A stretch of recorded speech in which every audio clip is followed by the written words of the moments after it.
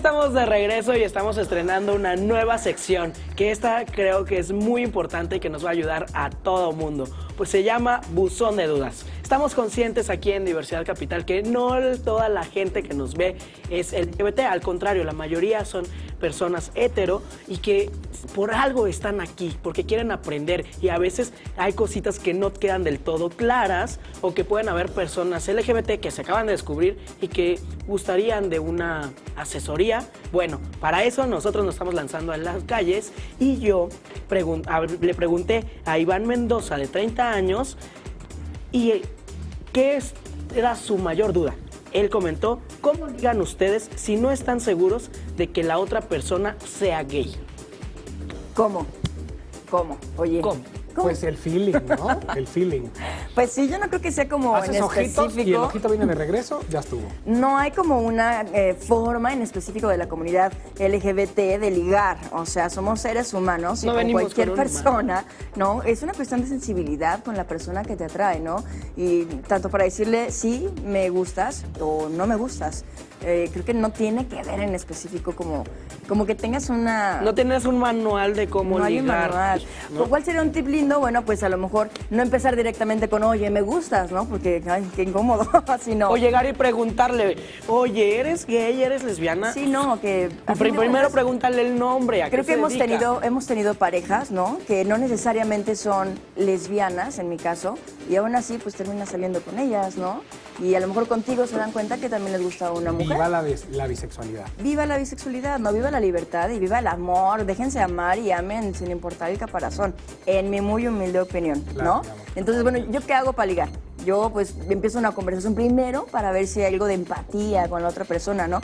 Deportes, gustos, música, familia, etcétera, etcétera, etcétera. Pero bueno, Bueno, chicos, vamos a cerrar este tema porque es muy importante que vayamos a la siguiente sección, que es una de nuestras favoritas, que se llama Historia de Vida.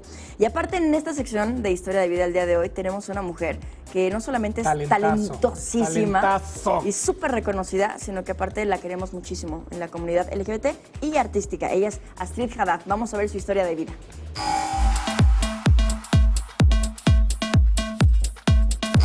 Y bien, amigos de Diversidad Capital, ahora estamos en el corazón, en el hogar de una gran artista que para mí es una inspiración. Yo estoy todo nervioso y feliz de estar platicando con ella y compartiendo esta historia de vida. Ella es Astrid Haddad. ¿Cómo estás? Muy bien, encantada de recibirte aquí en mi casa. Muchas gracias. Oye, ¿en qué momento de tu vida te planteas o este abigarramiento de color y de elementos maravillosos mexicanos te hizo cosquillitas en el estómago y dijiste: este es mi camino? Mira, lo que pasa es que siempre he sido barroca. Yo me considero barroca porque yo sí le tengo miedo al vacío. Entonces, cuando yo empecé a cantar, tuve que entrar a la escuela de teatro porque me di cuenta que cantar nada más no era lo mío. Estaba buscando otra forma de expresión.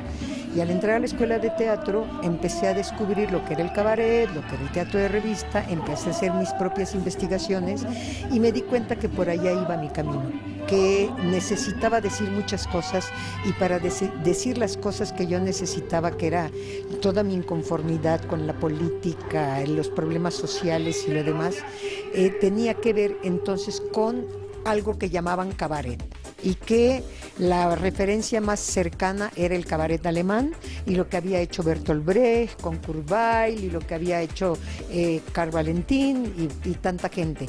Y empecé toda una investigación, llegué a lo que es el teatro de revista en México. Entonces, cuando me tocó irme de gira a Europa con el grupo de Jesusa, yo me di cuenta que el cabaret alemán no era lo mío porque es demasiado sobrio, demasiado oscuro, tiene un humor ácido, y México es exuberante, colorido, multicultural. Entonces, por supuesto, yo dije, claro que este cabaret nunca lo voy a hacer, porque no es el cabaret que yo estoy buscando. Entonces me inventé yo una forma de hacer un cabaret que era con canciones mexicanas, con vestuario, porque también me di cuenta que la plástica, o sea, todo lo que es la semántica, si tú la ligas con la imagen, te va a provocar cosas súper fuertes. Entonces yo me di cuenta que la plástica, aunado a la palabra y a la música, podía ser algo impactante, que podías decir muchas más cosas que lo que puedes decir muchas veces con palabras. Oye, y bueno, enmarcando esta historia de vida, ahora sí que proyectándonos al futuro, a un futuro en el que quizá no estés ni tú ni yo, ¿a ti cómo te gustaría que te recordaran? Pues a mí me gustaría que me recordaran como una dadora de placer. Porque yo siento que, mira, como yo fui educada en la religión cristiana, aunque ya ahora soy atea guadalupana, entonces a mí me educaron y me dijeron lo mismo que decían los aztecas, que este mundo se vino a sufrir. Y yo fui descubriendo poco a poco que este mundo vinimos a otra cosa, a este mundo vinimos a conocer, a aprender y a tener placer. Y hay que cambiar la mente de la gente de algo que nos metieron en la cabeza desde antes de la conquista, que llegamos a este mundo a sufrir. Entonces yo por eso quiero ser recordada como una dadora de placer, porque nuestro paso por este mundo que es tan fugaz tendría que ser un paso maravilloso en donde no hubiera tanto sufrimiento. Y yo doy todo por el placer y por el conocimiento, porque el conocimiento da placer también. Sí. Astrid, pues ahora sí que qué placer estar aquí en tu casa y platicar contigo. Muchísimas gracias. Pues muchísimas gracias a ti, al contrario. Y me encanta tu barba. Mira, hacemos juego. Sí, claro que sí. Ay, mamá, a Astrid Haddad le gusta mi barba. Bueno, seguimos aquí en Diversidad Capital. Muchas gracias. Muchísimas gracias a Astrid Haddad, que me recibió en su hogar, que además es hermosísimo. Es un templo de arte, de cultura, de estímulos visuales.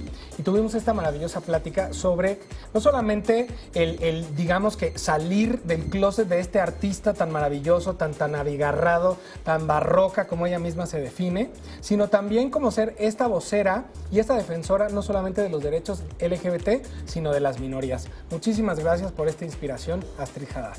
Y ahora vamos a esta sección que ya sabemos que está bien entretenida, bien padre, que además nos ponemos bien intensos con esta sección, que se llama hashtag ¿Qué te traes? ¿Qué te traes? Les recordamos ahí en casita que es cada uno de nosotros tenemos 30 segundos para recomendarles algo y ustedes votan por la mejor elección o la mejor opción con hashtag ¿Qué te traes? Y recuerden también hashtag Diversidad Capital.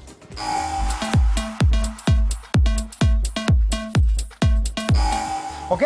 Bueno, entonces tenemos 30 segundos y yo creo que pueden empezar las damas.